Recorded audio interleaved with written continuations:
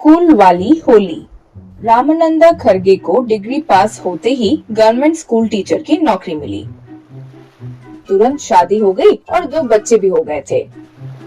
पत्नी का नाम था जया। एक दिन रामानंदा जया से, मेरा बसवंतपुर में ट्रांसफर हुआ है, 2 दिन में जाकर ज्वाइनिंग रिपोर्ट देना है। यूँ कहा जया। हाँ क्या, लेकिन सिर्फ 2 दिन में पूरे सामान पैक करना, वहाँ के स्कूल में ज्वाइन करना वगैरह वगैरह, यहाँ के स्कूल से बच्चों के लिए टीसी लेना, ये सब कैसे होगा? वहाँ घर भी तो ढूंढना पड़ेगा। यूँ बोली रामानंदा। तुम लोग नहीं आ रहे हो, मैं अकेला ही जाऊंगा। वो एक छोटा सा गांव है, वहाँ हमारे बच्चों के पढ़ने के लिए कोई स्कूल भी नहीं है।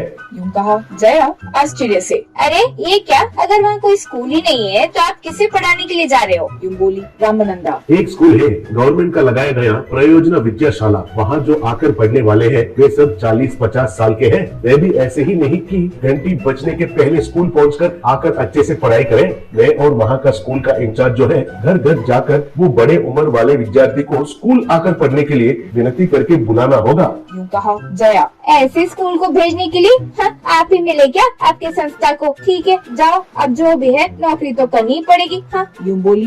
बसंतपुर में शाम को 7:30 बजे पहली बार जब रामानंदा स्कूल पहुंचा, वो स्कूल क्लर्क वहाँ मस्ती में बातें करके बैठे वो बड़े लोग, औरत पुरुष सबको दिखाते हुए, इतने लोग जो आए वो अब खेत का काम 1 महीने तक नहीं है, इसलिए आए हैं सर। अब नया मास्टर कैसे होगा देखने के लिए आए हैं। आप खुद ही देख लो आपके स्टूडेंट्स कैसे हैं। कहकर चले गया। रामानंदा क्लास के अंदर जाते ही एक बूढ़ा, आ गया रे टीचर, मैं तो सोचा था बहुत बड़ा होगा, ये तो मेरा पोता का उम्र का है। यूँ कहा रामानंदा। देखिए, मैं आपको पढ़ाने के लिए गुरु बनकर आया हूँ। आपसे छोटा भी हूँ या बड़ा, ऐसा आ गया रे ऐसा नहीं कहना चाहिए। टीचर सर आए हैं ऐसा कहना चाहिए। यूँ अच्छे से समझाते हुए कहा। तब एक बूढ़ी औरत, ये क्या भाई ऐसे कह रहे हो? तुम अकेले तो आए हो, 2-3 लोग और आते तो आ गए कहते हैं। ऊपर से मेरे पोते जितने भी नहीं हो, असल ऐसे छोटे होकर अपने आप को आ गए ये वो नहीं कहना चाहिए, पाप है। यूँ बोली। एक 60 साल का मूंछों वाला आदमी शर्ट भी नहीं पहना और चुरुट पीते हुए, ठीक है, आज क्या सिखाने वाले हो? हमें जल्दी सिखाओ, मुझे जल्दी से घर जाना है। यूँ कहा रामानंदा। आज पहला दिन है, इसलिए पढ़ाई और पढ़ाई का जरूरत के बारे में मैं बताऊंगा। आप बातें बंद करो और ध्यान से सुनो। और बड़े बाबूजी, आपको वो चुरुट छोड़ना होगा, कल से शर्ट भी पहन कर आना होगा, वरना ऐसा नहीं चलेगा। यूँ कहा तो एक और 50 साल का आदमी, पहले पढ़ाना शुरू करो सर, घर जाना है। आज सुबह घर आके बुलाए हैं इसलिए आ गए। लेट हो गया तो फ्रेश दारू खत्म हो जाएगा और वो सिंह कहीं का मिलावट वाला दारू देगा, वो पीने से सेहत खराब हो जाएगी। यूँ कहा रामानंदा। साइलेंस, जब तक मैं पूरा पाठ नहीं सिखाता हूँ कोई भी बात नहीं करेगा। यूँ गुस्से से चिल्लाया।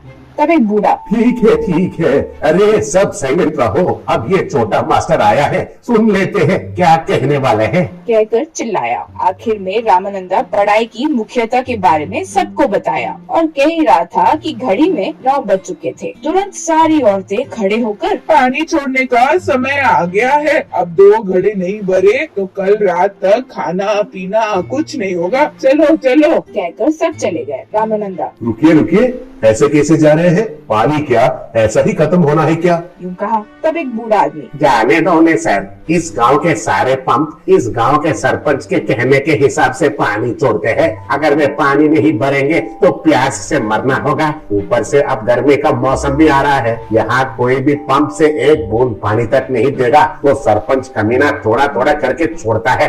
रामानंदा, क्यों थोड़ा ही छोड़ रहा है? तब एक और, पूरा तरह छोड़ दिया तो गांव में सब खुश हो जाएंगे, तो उसे कोई पूछेगा नहीं, यही उसका डर है। गांव के लोग उससे डरते रहेंगे तो सारे इलेक्शंस में उसी को ही जिताएंगे, इसलिए इस गांव में उससे ज्यादा बलवान कोई नहीं है और नहीं होना चाहिए, यही उसका उद्देश्य है। यूँ कहा रामानंदा। ये क्या, गांव में एक भी कुआं नहीं है क्या? तब एक आदमी, 4 कुएं हैं सर, कुएं को बंद करके वही पानी अपने मन के हिसाब से छोड़ता है वो सरपंच कमीना।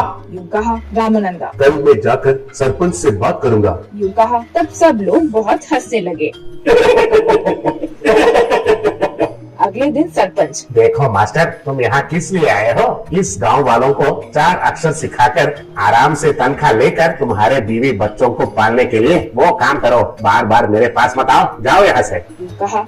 रात को स्कूल में रामानंदा। आप जो खाना खाते हैं, पीने का पानी है, ये सब आपके हिसाब से होना चाहिए। ये भूमि, पानी, सांस लेने वाली हवा, ये सब प्रकृति ने हमें दिया है। इन पर सब इंसानों का बराबर हक है। उसके लिए किसी का भी परमिशन की जरूरत नहीं है। आपको इस महीना खेती का काम नहीं है ना, इसलिए सब मिलकर हाथ बटाकर एक कुआं तैयार करते हैं। वो प्रजा का कुआं होगा, उस पर गांव वालों के अलावा और किसी का हक नहीं होगा, होना भी नहीं चाहिए। यूं कहा। वो सुनकर सब लोगों ने तालियां बजाई।